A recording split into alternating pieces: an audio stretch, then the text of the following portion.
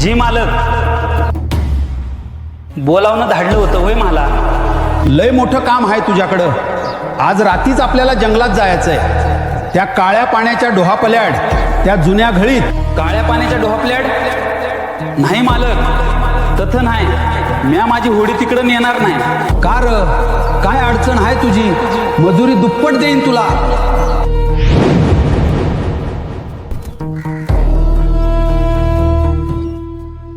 सर्जेराव, जास्त विचार करू नकोस.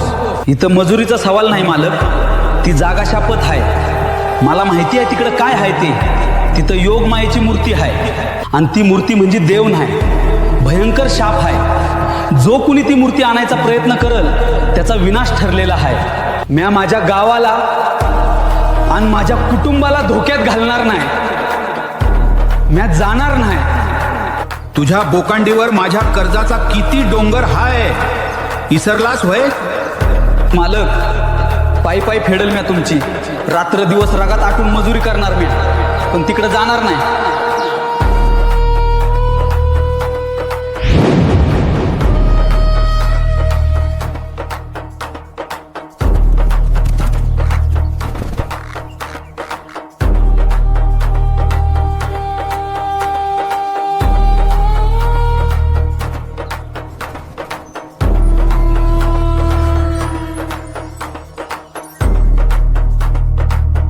माझ्या लेकाला दुसरं कुणी नाही, तुम्हीच मारलंय.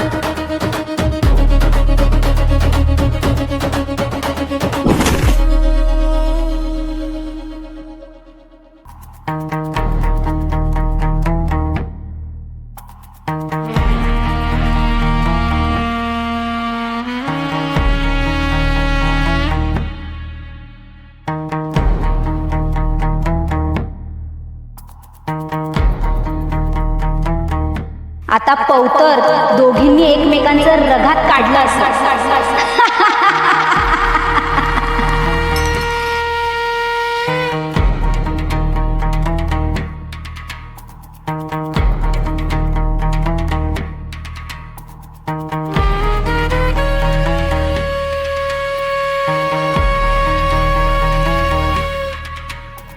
काय नको.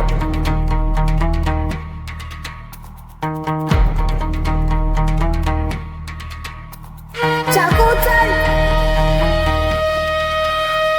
नाही ताई, चाकू उचल.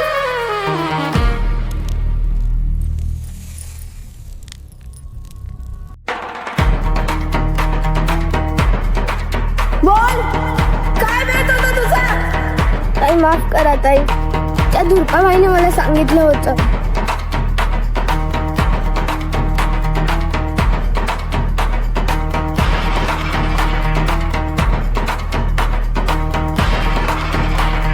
धुरप्याने पाठवलं तुला